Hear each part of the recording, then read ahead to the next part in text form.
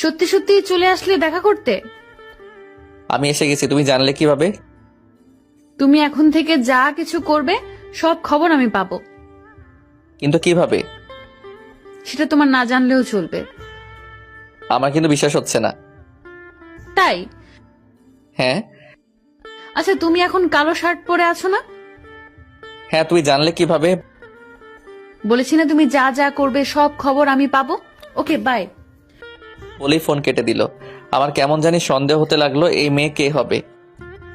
ওই তুই ফ্রেশ হবি না? হ্যাঁ। জলদি যা, আমার খুব খিদে লাগছে, খাবো। ওকে। তারপর শাইন আমাকে ওয়াশরুম দেখিয়ে দিল।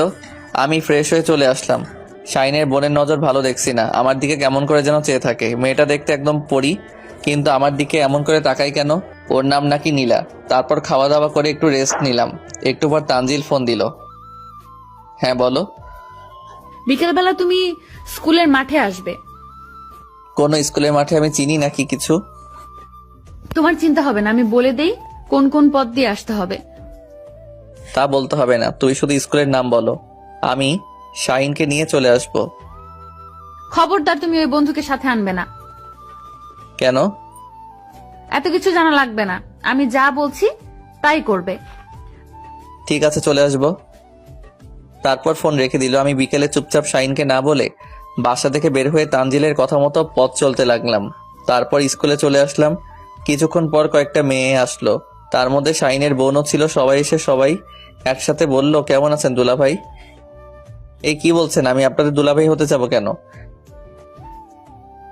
দুলা ভাই, এত ভয় পান কেন? দেখুন, আপনাদের ভুল হচ্ছে। আমি আজকে ঢাকা থেকে প্রথম বরিশালে আসলাম। আর নীলা, তুমি তো আমাকে চিনোই, তাই না? তো এখানে আসছেন কেন? না মানে মানে কি মানে মানে করছেন? তানজিলের সাথে দেখা করতে আসছেন, তাই তো?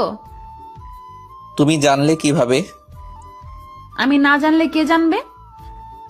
তানজিলকে চিনো কিভাবে তুমি? আমাদের বান্ধবী তানজিল, তাই না? হ্যাঁ, আমাদের বান্ধবী।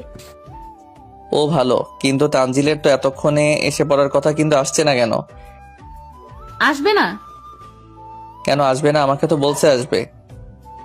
আমি আসতে না করছি, তাই আসে নাই। কেন না করেছো কেন? এত কিছু জানতে হবে না, চলেন আগে রেস্টুরেন্টে খাবো, তারপর কথা হবে। যাও খাও, আমি না করেছি নাকি? জি না, আপনি সব বিল দিবেন। আর খবরদার, ভাইয়া যদি কিছু বলে তাহলে প্যান্টও থাকবে না, বুঝলেন? আল্লাহ গো, কি বলে এইসব? কি মেয়ের পাল্লায় পড়লাম। ওই, আমার নামে কি বললেন? না, আমি খাওয়াতে পারবো না। তাহলে ভুলে যান তানজিলের সাথে দেখা করার কথা। কেন ভুলে যাব কেন? এইরকম হকিন্নি স্বভাবের ছেলে আমাদের বরিশালে কোনোভাবেই প্রেম করতে পারবে না। এই নীলা, মুখ সামলে কথা বলো। আমি কিন্তু তোমাদের বাসার মেহমান, আমাকে এভাবে অপমান করতে পারো না। বাসায় মেহমান? এখানে তো মেহমান না, তাই না? তাই বলে এইভাবে নির্যাতন করতে পারো না। আরেকজন বলে উঠলো, এই, পেশাল কম পারেন? যত বেশি পেশাল পারবেন তত বেশি বিল হবে। আমি খাওয়ালে তো বিল হবে। অমনি আমার ফোনে তানজিলের নাম্বার থেকে SMS আসলো, যদি সম্পর্ক রাখতে চাও তাহলে আমার সব বান্ধবীদের রেস্টুরেন্টে নিয়ে ওদের মতো খাওয়াও।